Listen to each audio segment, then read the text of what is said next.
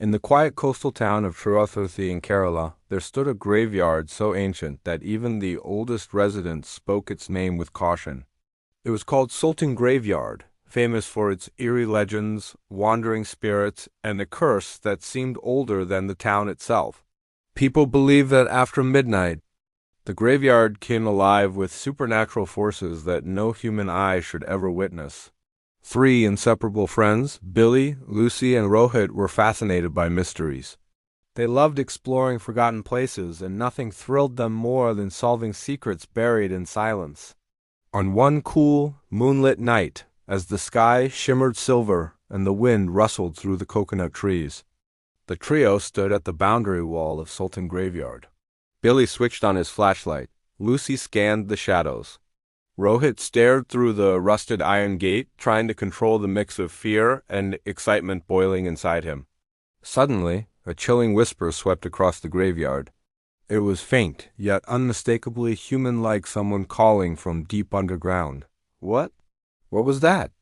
Lucy whispered, gripping Billy's sleeve. The sound came again, longer, clearer, and closer. Curiosity overcame their fear, and the three friends pushed open the creaking gate and stepped into the graveyard. The moment they entered, the wind grew stronger, spinning dead leaves around their feet. The moon dimmed behind clouds, and a strange fog rose from the earth as if the land itself were breathing. As they walked past moss-covered tombstones, they saw a figure standing near an old stone mausoleum, a glowing, transparent man. His face carried a deep sadness, his eyes filled with longing. Billy raised his flashlight. "Who are you?" he asked. "And what are you doing here at this hour?" The man turned slowly. His voice echoed as if it came from another world. "I am Akbar, a trapped spirit." The trio exchanged terrified glances. Akbar continued, "This graveyard is cursed. Every night an ancient witch rises from her slumber. Her dark magic binds innocent souls like mine. We become her prisoners, unable to rest, unable to leave." Lucy stepped closer. "Is there any way to break the curse?" Akbar nodded. "Yes. A magical book lies hidden deep in the forest behind this graveyard. It was written by a powerful sage centuries ago. If the book is found and destroyed before midnight, the curse will break forever." The message struck the trio with determination. Billy clenched his fists. "We'll get your freedom back, we promise." Akbar smiled faintly. "Be careful. The forest is dangerous after nightfall. But you won't be alone. Help will find you when needed." With trembling hearts but unwavering courage, Billy, Lucy, and Rohit turned toward the thick forest. The path was narrow, winding between towering banyan roots and swaying bamboo. Strange hooting sounds filled the air. The deeper they walked, the colder it became. Then suddenly, a tiny skeleton, no taller than a child, jumped out from behind a tree. Its bones rattled like wind chimes. "Don't be scared," the little skeleton said cheerfully. "My name is Bones. I know why you're here. Akbar told me to help you." Billy blinked. "A talking skeleton? Great." Bones giggled, his jaw clicking. "Follow me. But first take these." He plucked 3 fresh mango leaves from a nearby tree. "These are enchanted. As long as you carry them, the witch cannot harm you. They will also guide you to the magical book." Lucy tucked the leaf safely in her pocket. "Thank you, Bones." Bones waved happily and hopped back toward the graveyard. The trio walked deeper until they reached a serene lake in the heart of the forest. The moonlight shimmered on the water's surface like silver dust. Suddenly, something glowed at the bottom of the lake, a box emitting a soft golden light. "That must be it," Billy gasped. Rohit, an excellent swimmer, took a deep breath and dove into the lake.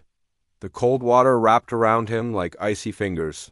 He swam down, grabbed the glowing box, and surfaced with it in his hands.